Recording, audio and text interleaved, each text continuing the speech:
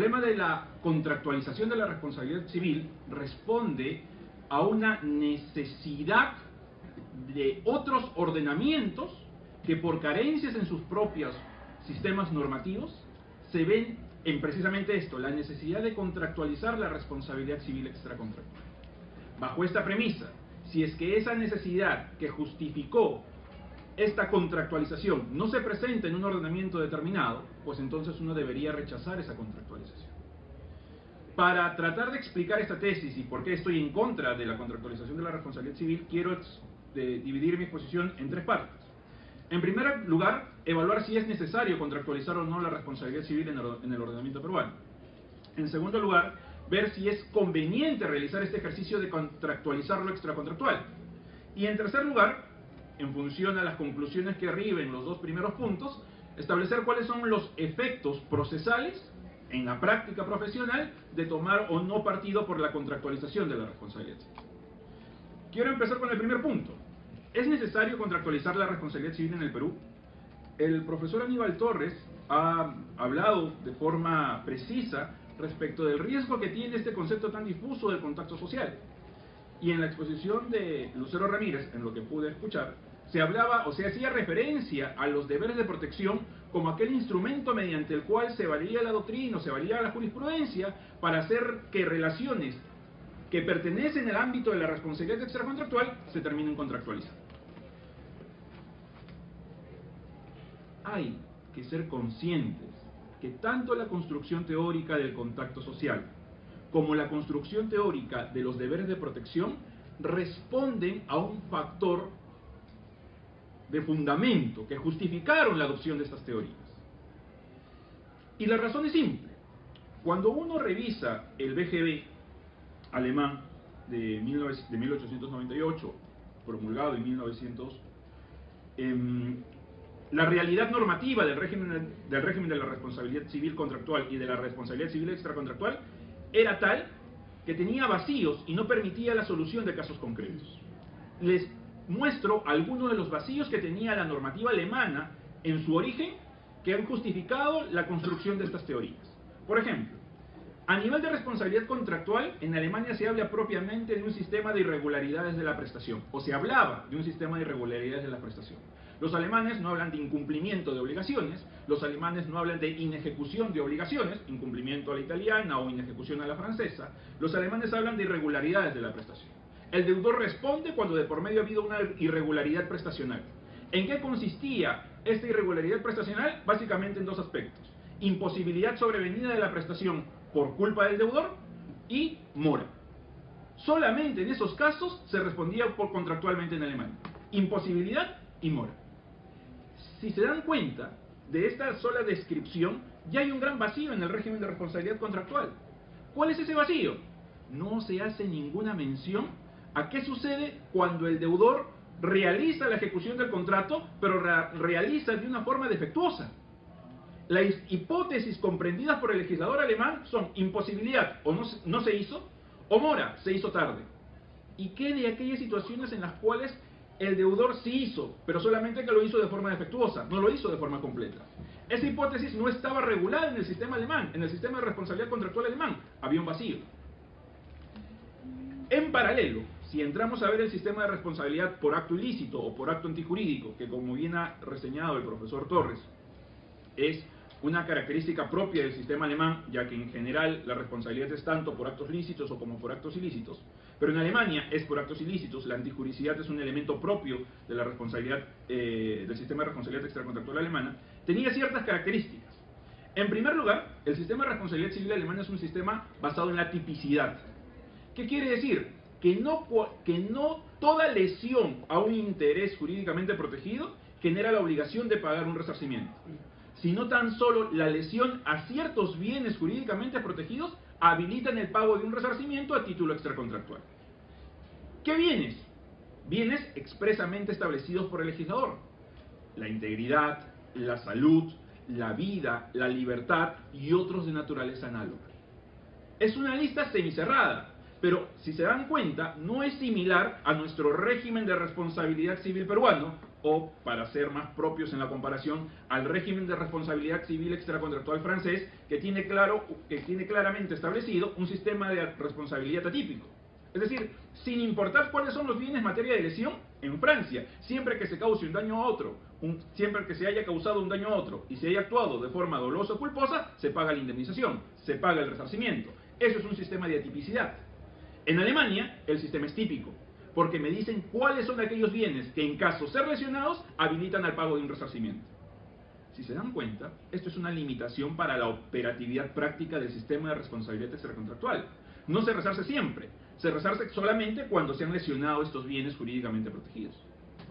En segundo lugar, y como consecuencia de esto, en el sistema alemán, a través de la responsabilidad extracontractual, no se pueden resarcir los daños meramente patrimoniales, porque un daño meramente patrimonial no entra dentro del campo de actuación de estos bienes jurídicamente protegidos: salud, integridad, libertad.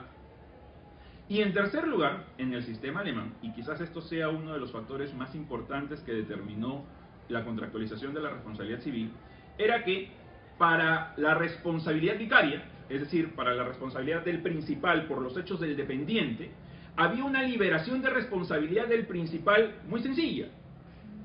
¿En qué consistía? Que el principal, en caso pruebe que eligió bien a su subordinado, o en cuanto pruebe que tuvo cierto nivel de control respecto del subordinado, pues entonces el principal se libera. Es la denominada responsabilidad por culpa invigilando o la responsabilidad por culpa ineligiendo.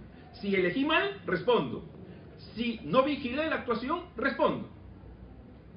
Eso es un sistema de responsabilidad subjetivo, distinto al régimen que existe en el Código peruano, en el cual la responsabilidad del principal por los hechos del dependiente no está amarrado a ningún parámetro subjetivo. La responsabilidad es objetiva por garantía. Este panorama en Alemania, con un régimen contractual reducido y un régimen extracontractual limitado, justificó el surgimiento de estas teorías que han llevado a contractualizar la responsabilidad civil. Porque, por ejemplo, dado que no había una responsabilidad contractual por cumplimientos defectuosos, la doctrina comenzó a acuñar una teoría, la teoría de la violación positiva del contrato. Como el código estaba diseñado, como el código estaba diseñado solamente para responder cuando no se ejecutaba la prestación por imposibilidad o cuando se ejecutaba tarde por mora, el vacío, aquellas ejecuciones de prestación defectuosas, fue cubierta por obra de la doctrina, fue cubierta por obra de la jurisprudencia. En 1902, Stock acuña esta teoría de la violación de las positivas del contrato. ¿Para qué? Para cubrir un vacío que tenía el código. Presten especial atención a esto. Para cubrir un vacío que tenía su legislación.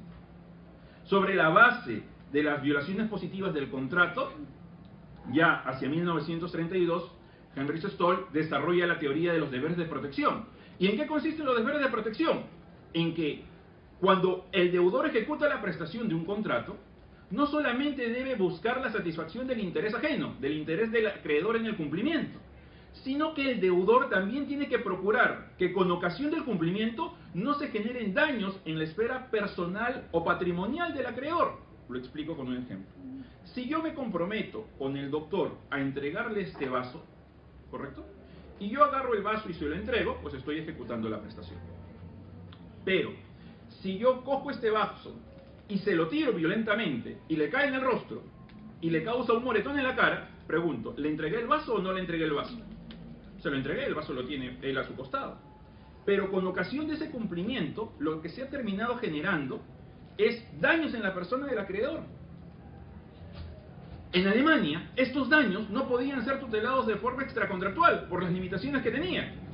Entonces se crea esta categoría de los deberes de protección para que vía la responsabilidad contractual el acreedor logre una efectiva tutela. Repito nuevamente, el recurso a los deberes de protección se justificó en los vacíos que tenía la responsabilidad extracontractual. Si esos vacíos no hubiesen tenido, si la responsabilidad extracontractual le daba una adecuada tutela a la víctima, pues entonces no era necesario contractualizar nada y no hubiese sido necesario establecer o crear esta categoría de deberes de protección. La generalización de esto ya es propiamente la construcción de la teoría del contacto social, teoría que se acuña en 1943, como bien lo ha recordado el profesor Torres, por Doll. La pregunta que hay que hacernos, y este es el primer punto que quería conversar con ustedes, es todo este análisis de recursos a teorías, deberes de protección, contacto social, violaciones positivas del contrato, ¿es necesario en el ordenamiento peruano? Y la respuesta es un rotundo no. ¿Por qué? En el ordenamiento peruano tenemos un sistema de tipicidad en la responsabilidad extracontractual, y la respuesta es no, no lo tenemos. En la responsabilidad contractual tenemos un problema de limitación en el cual solamente se responda por imposibilidad y por mora y no se responda por cumplimiento defectuoso. La respuesta es no. El 1321 es claramente, es claro al establecer que se responde tanto por la ejecución parcial, tardía o defectuosa. Entonces el ordenamiento peruano no tiene los vacíos que tenía el ordenamiento alemán que justificaron la creación de esta teoría. No tiene la necesidad intrínseca que tenía el ordenamiento alemán para contractualizarlo extracontractual. Entonces, si el ordenamiento peruano no tiene los mismos defectos de fábrica, por decirlo de algún modo, de aquel ordenamiento que sí los tenía y como consecuencia de ello creó todo este artilugio conceptual para darle una tutela a la víctima, ¿es necesario que el ordenamiento peruano recurra a estas teorías para la solución de casos concretos? La respuesta es no. Si el problema no existe, pues entonces simple y llanamente no tengo por qué recurrir a soluciones que implican un problema inexistente en nuestra realidad, para ponerlo de una forma gráfica. Si es que yo veo a una persona, como por ejemplo mi hermana, que está lesionada y usa muletas, ¿tengo yo la necesidad de usar muletas si es que estoy con los dos pies, con las dos piernas en perfecto estado? Es lo mismo. Esa persona usa muletas, mi hermano usa muletas, porque necesita de las muletas. Y uno que no necesita de las muletas, que no tiene ninguna lesión, ¿tiene la necesidad de incorporar estas para poder desenvolverse en el día a día? No. Es lo mismo que sucede con el problema de la contractualización de la responsabilidad civil. Y mis amigos, uno tiene que ser consciente de ello, porque el incorporar soluciones a problemas inexistentes en nuestra realidad normativa, lo que en realidad generan es mayores problemas en nuestra realidad normativa. Ese es el primer punto. ¿Es necesario la contractualización de la responsabilidad? Yo creo que no. En segundo lugar, ¿es conveniente? Y aquí sí hay un... Y creo que esto desbarata completamente cualquier posibilidad de considerar la contractualización de la responsabilidad civil extracontractual como un discurso válido a tomar en cuenta en nuestro ordenamiento. ¿Por qué? Porque cuando yo contractualizo la responsabilidad civil, quiere decir que frente a un caso de responsabilidad extracontractual del médico, la responsabilidad contractual en relaciones precontractuales, le voy a aplicar a ese caso las reglas de la responsabilidad contractual cuando debería aplicarles las reglas de la responsabilidad extracontractual. ¿Me siguen? ¿Sí? Voy a aplicar las reglas de contra cuando deberían ser reglas de extra. La pregunta sería, si es que voy a hacer eso, ¿voy a colocar a la víctima en una mejor posición? O sea, aplicando las reglas de contractual, voy a aplicar a la víctima voy a poner a la víctima en una mejor posición que aplicando las reglas de la responsabilidad extracontractual. Y la respuesta nuevamente es negativa. Doy 3 ejemplos. En la responsabilidad contractual, quien tiene que probar el dolo o la culpa inexcusable, en este caso es la víctima, es el acreedor, para obtener un mayor resarcimiento. En cambio, en la responsabilidad extracontractual, el dolo y la culpa se presumen. Si yo coloco a la víctima en un régimen de responsabilidad contractual, le estoy elevando el estándar probatorio, le estoy exigiendo que pruebe más cosas. Si en cambio ese mismo caso, digamos precontractual, lo llevo a las reglas de la responsabilidad extracontractual, existe una inversión de la carga de la prueba. Entonces, en el Perú, contractualizar lo extracontractual coloca a la víctima en una peor posición que llevarlo bajo el tratamiento de reglas extracontractuales. Porque para que responda la contraparte, para que responda el deudor, se tiene que probar más. No es conveniente. En segundo lugar, en responsabilidad contractual se responden por los daños previsibles cuando hubo culpa leve. Si se quieren responder por los daños imprevisibles, tengo que probar el dolo y la culpa grave. Es decir, para que la víctima reciba un resarcimiento por los daños previsibles e imprevisibles, tiene que probar el dolo y la culpa grave. En responsabilidad extracontractual, el resarcimiento es integral. Se resarcen tanto los daños previsibles e imprevisibles. Y encima, hay una inversión de la carga de la prueba del dolo y la culpa. Pregunto, ¿en qué caso la víctima está en una mejor posición? En el caso en el cual en contractual para que se pague más tiene que probar más, o en el caso de la responsabilidad extracontractual, en el cual para que se pague el resarcimiento integral ya tengo una inversión de la carga de la prueba preestablecida en extracontractual. Entonces, no es conveniente. Si es que hubiese algún tipo de diferencia práctica de cara a optar por un sistema o por otro, sería claramente el tema de la prescripción. La responsabilidad extracontractual prescribe a los 2 años y la responsabilidad contractual prescribe a los 10. Entonces, y yo comparto la crítica del profesor Torres en el sentido de que estos plazos deberían unificarse, y de hecho, una de las propuestas aún en borrador de esta comisión de reforma del Código Civil es tratar de reducir los plazos y equipararlos tanto en contractual como extracontractual. Llevándolo ya al caso concreto, vemos que sí habría algún beneficio en el contractual. Tengo 10 años para pedir el resarcimiento, a diferencia del extracontractual, en donde tengo 2. Pero en realidad, ese beneficio es un beneficio entre comillas. Y es un beneficio entre comillas por una sencilla razón, porque el considerar que porque exista más plazo un régimen es más beneficioso es olvidar el régimen legal que existe para la interrupción de la prescripción. Disculpen, si una víctima en responsabilidad extracontractual puede interrumpir el plazo, pues entonces va a contar con más plazo, porque el plazo se interrumpe y vuelve a correr. Entonces no es que sea una ventaja sustancial que haya 10 versus 2. Si yo tengo una víctima diligente que interrumpe o que suspende el plazo, pues entonces no se configurará el estatus prescriptorio y por lo tanto el agente no se liberará por prescripción respecto del resarcimiento. Entonces tampoco es una ventaja objetiva. Cuando uno trata de ver al plazo de prescripción como una ventaja de la contractual versus la extracontractual, en el fondo, termina dándole beneficios a víctimas negligentes que dejaron transcurrir el plazo. Claro, y uno podrá decir, y si la víctima no sabía, pues recordemos que las reglas de prescripción implican que el plazo empieza a correr desde el momento en que en este caso el beneficiario con el plazo tiene o puede hacerlo valer. Y si eso se interpreta a la luz del conocimiento del daño para poder gatillar el efecto prescriptorio, el problema se solucionó. Si no hay diferencia en el plazo de prescripción y al contrario, privilegiar el contractual implicaría darle un mecanismo para promover víctimas negligentes, si el régimen probatorio es mejor en extracontractual que en contractual, si el régimen del alcance del resarcimiento es mejor en extracontractual que en contractual, pregunto, ¿es conveniente contractualizar la responsabilidad extracontractual? Y nuevamente, mi respuesta es un rotundo no. No es necesario y no es conveniente. Y si no es necesario y conveniente, es momento de entrar al tercer punto que quería conversar con ustedes. Y es, ¿cuáles son los efectos de esto en la práctica profesional? Y yo quiero mencionarles dos efectos prácticos un efecto práctico de cómo esto genera confusiones. Hace poco, el 28 de febrero del 2017, salió publicado en el Peruano la casación 4407-2015 Piura. 4407-2015 Piura. Y era un caso de responsabilidad precontractual. El caso era más o menos así. Había una señora que era dueña de un inmueble y se lo alquilaba a Carsa. El contrato no se iba a renovar. O mejor dicho, el contrato tenía un plazo de vencimiento. ¿Sí? Carsa quería la renovación. Pero en el interín, el BCP, y digo los nombres porque la resolución es pública, el BCP empieza a entrar en tratativas con la dueña del local, materia de arrendamiento, para que se lo alquile al BCP.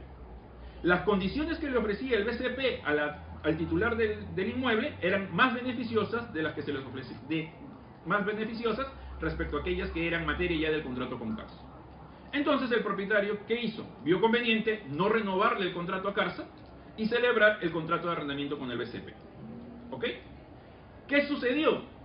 Que el BCP, cuando supuestamente se iba a iniciar el contrato, el BCP no fue a tomar posesión del local, el BCP nunca pagó las rentas, y el titular del local decide demandar por responsabilidad contractual al BCP, y dice, el BCP está incumpliendo sus obligaciones contractuales. ¿Cuáles? No me está pagando la renta y no está haciendo uso del bien.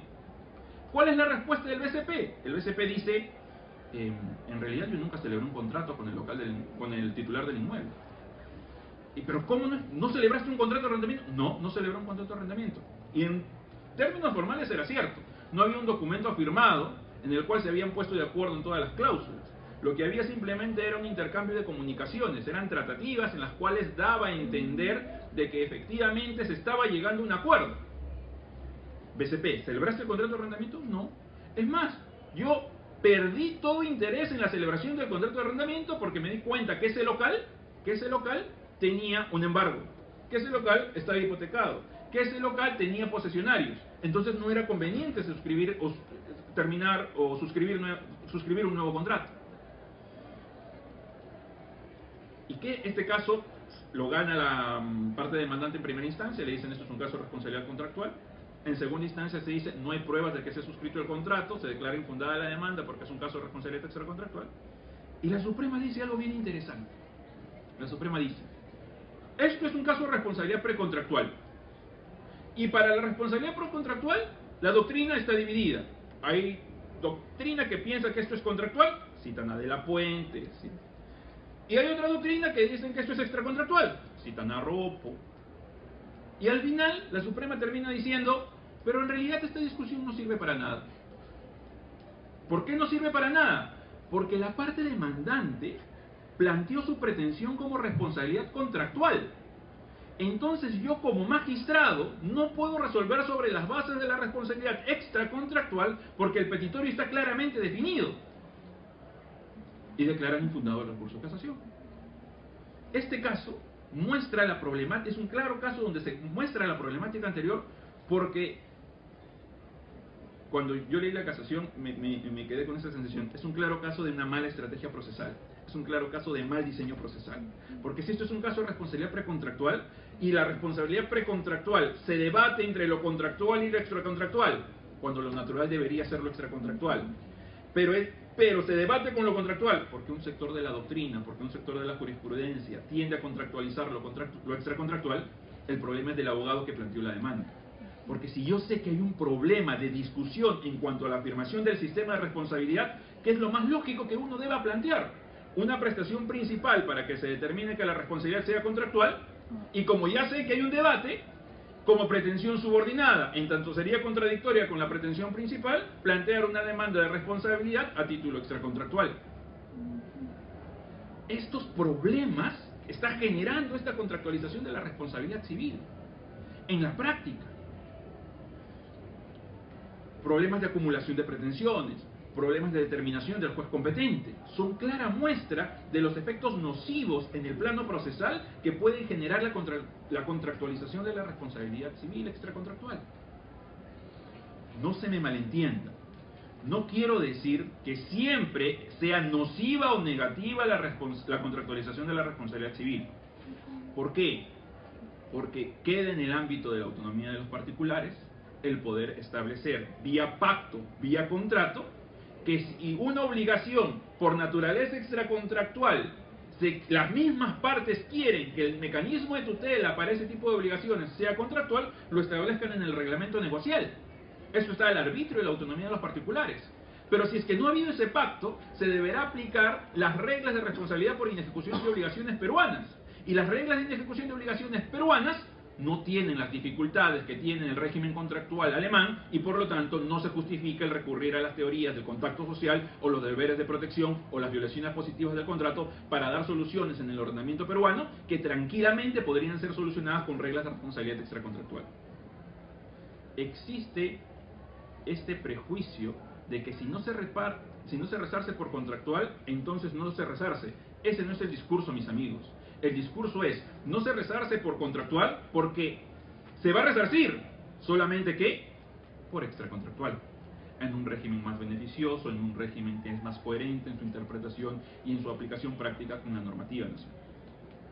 Termino esta intervención recordando las palabras del profesor Jan-Peter Smith. Jan-Peter Smith, al momento de comentar el famoso caso de Linolio, que es el que da lugar al reconocimiento de los deberes de protección en Alemania, dice, si un sistema de responsabilidad extracontractual es sólido, pues entonces el tratar de contractualizar lo extracontractual es una solución postiza. Y eso es, creo, lo que debemos evitar en ordenamientos como el peruano, que por su propia debilidad institucional, antes que recurrir a elucubraciones teóricas refinadas, doctrinarias, necesita darle solución a las personas de a pie que tanto han sido recordadas por el profesor Torres. Muchísimas gracias.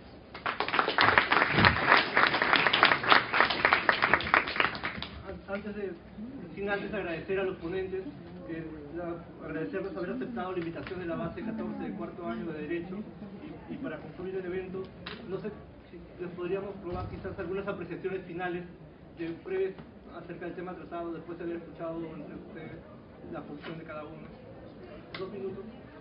Lucero.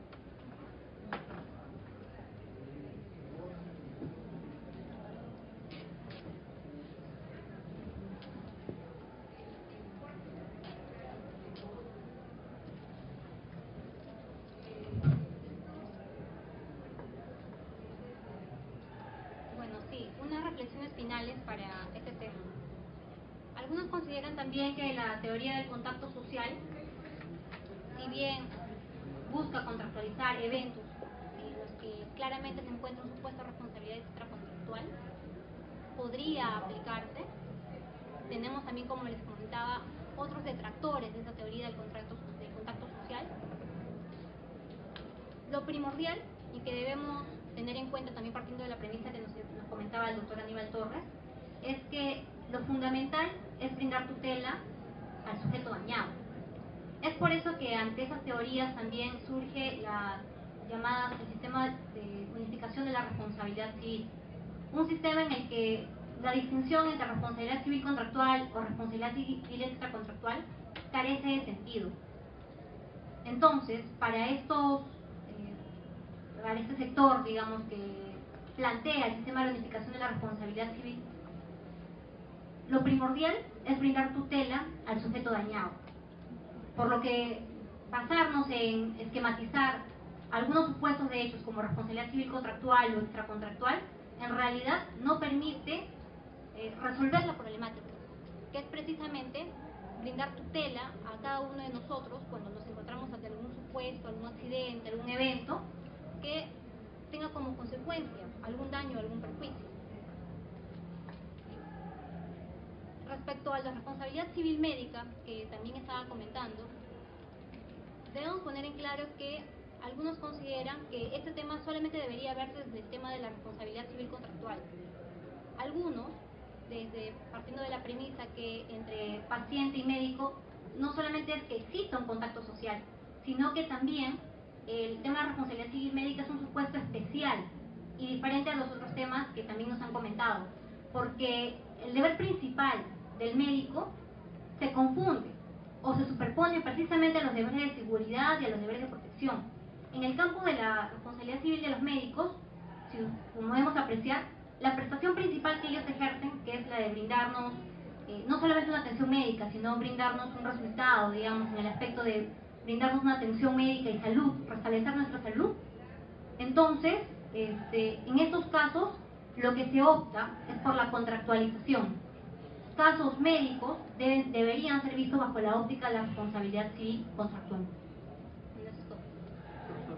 Sí, 2 palabras solamente como conclusión para decirles que cuando no es posible en la realidad práctica diferenciar entre si un caso se puede subsumir en una responsabilidad contractual o en una extracontractual, entonces eso ha sido resuelto por la jurisprudencia peruana, que como les decía sigue a la jurisprudencia francesa, que adoptan la teoría de la opción. Es la víctima la que opta por la responsabilidad contractual o por la extracontractual. Si el demandante por indemnización de daños ha optado por la responsabilidad, por ejemplo, contractual, y el demandado contesta diciendo que es extracontractual, ¿quién tiene que resolver? Tiene que resolver el juez antes de formular los puntos controvertidos. Y para que tengan en cuenta los abogados, ¿no? El doctor Campos les hace mención de una solución práctica muy importante, aplicable a este caso y a muchos otros casos, el de la acumulación subordinada.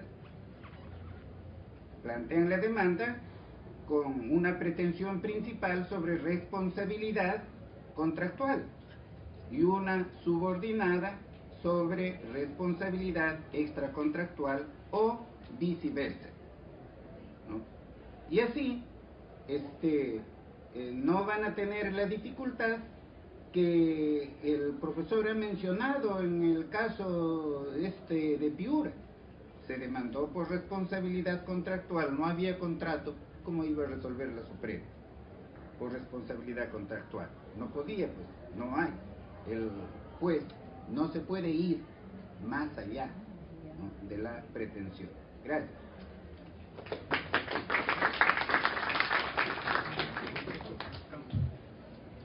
Bueno, solamente agregar que, si bien es cierto, hay discursos que tienden a establecer la unificación de la responsabilidad, que fue mencionado por el profesor Torres Vázquez en su primera intervención, tipo la doctora Lucero Ramírez ahora, hay que tener en cuenta de que hay una lógica detrás de establecer una diferencia entre lo contractual y extracontractual. Y es que, si existen intereses de distinta naturaleza, pues entonces los mecanismos de tutela para esos intereses también tienen que ser diferentes.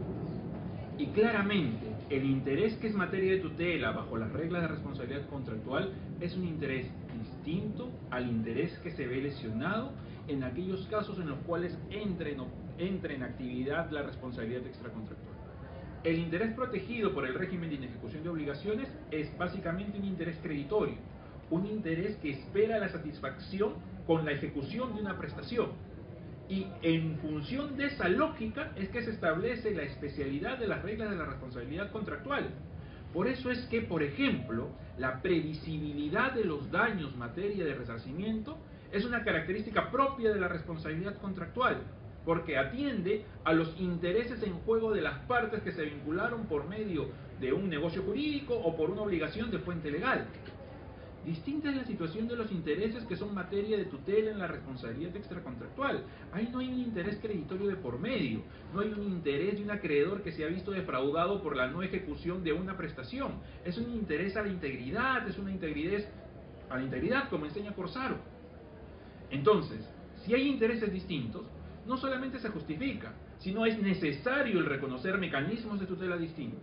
Y si estos mecanismos de tutela distintos se manifiestan en el reconocimiento de sistemas de responsabilidad distintos, pues entonces tenemos un mecanismo de protección que se encuentra pensado en la efectiva tutela de los intereses de las víctimas y no en discusiones teóricas o discursos de moda o en discusiones innecesarias que, antes de facilitar, complican la actuación de los particulares, sea en el proceso, sea en la negociación de los contratos.